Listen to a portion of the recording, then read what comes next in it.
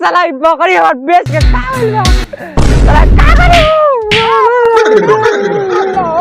अबे नहीं बुढ़वा का बकरी बेच ले मैं इतना रुआता अब पाड़ी अब भैंसिया बेच दे अकेले घर में राज करब अकेले देखो तारी कौन साला बोला तारी सब बेचे मत जा तू अब बाबू हम जात है घरे लेकिन उस साला आ जाई घरे आज साला का बत्ता गाड़ दे ठीक बा जा जात है जात है साला जात है जात है करे आइम नाही कितना जन बेचली से यार बकरिया वो तो बकरिया तू यार ना बेच देनी यार अरे साला 10,000 बकरिया 1,000 बेच देली से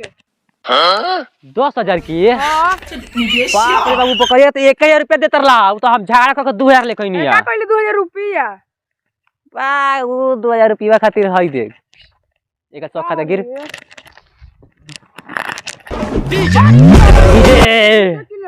ये डीजे खाती कौन साल से चापना होला आज चापना पूरा हो गए 1,000 रुपया बाकी का भाई अरे 1,000 रुपया भी आज 31 दिसंबर हवे काल तो 1 जनवरी वही पार्टी खातिर 1,000 अपना पॉकेट में रख ले चल आज खाई जाई आज बिरयानी चखना जाई दारू आज बियर आ जाई मैंने सुना है 1 जनवरी को दोस्त लूटते हैं मैं लुटाऊंगा नहीं इस बार अकेले खाऊंगा अकेले बिरयानी लाऊंगा और 1-2 कुत्तों को खिला के उस बकरी का चोरी जो मैंने अपने नाम पाप किया है उस पाप को भी मिटा दूंगा डीजे बजा कर नाचल जाई हां नाचना डीजे या पार्टी साटी तो सब होगा वो सब मैं देखूंगा और खाना पीना नहीं आज खाना पीना बिरयानी आज चलो आज खिलाता हूं बुलाओ सारे कुत्तों को बुलाओ मैं खिलाऊंगा अकेले कुत्तों को बुलाओ ए यार अपना दोस्तों संग कह के बड़ा दिल बड़ा उदास हो गया कुत्ता कह के सोचा तनी अपना बापा का दूसर को बकरिया बेच दिए अपना दोस्तों संग सोचे पार्टी दे दी जरा काहे कुत्ता कह देनिया कहनिया ओकरा से कि सब कुत्ता संग साला लेके आ जाए तो हमारी बेइज्जती हो जाई अब मान लो नहीं कहनिया इंसान वो सा कुत्ता बन के आ जाए सन तो कहाँ से खिया है खैर में ना हो पाई कोई तनी दूसर को बकरिया बेचिए दी बेच दे तो बुढ़वा घर से निकाल दी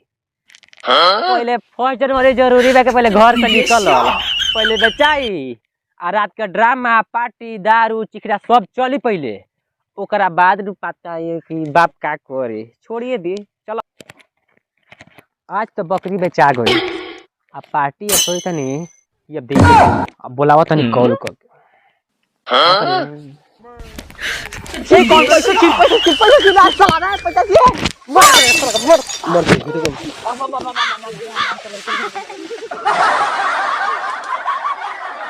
साला एकनिए खातिर साला पैसा बाप से मार खैनी पाड़ी दूध को बकरी बेच देनी पड़ियो 100 रुपया बेच दी आ ये साला दोस्तों गद्दार निकल सन हैप्पी न्यू ईयर अरे व्हाट्सएप गाइस सब लोग कैसा लगा कॉमेडी चैनल बनाया तो चैनल को सब्सक्राइब कर ले लाइक कर दे और कमेंट भी कर दे भाई प्यारा सा तो आइए हमारे टीम के साथ कॉमेडी के लास्ट में एक झलकदार गाना के साथ हो जाए रोमांचक तो आइए कॉमेडी को हिट बनाएगा भाई प्लीज ओके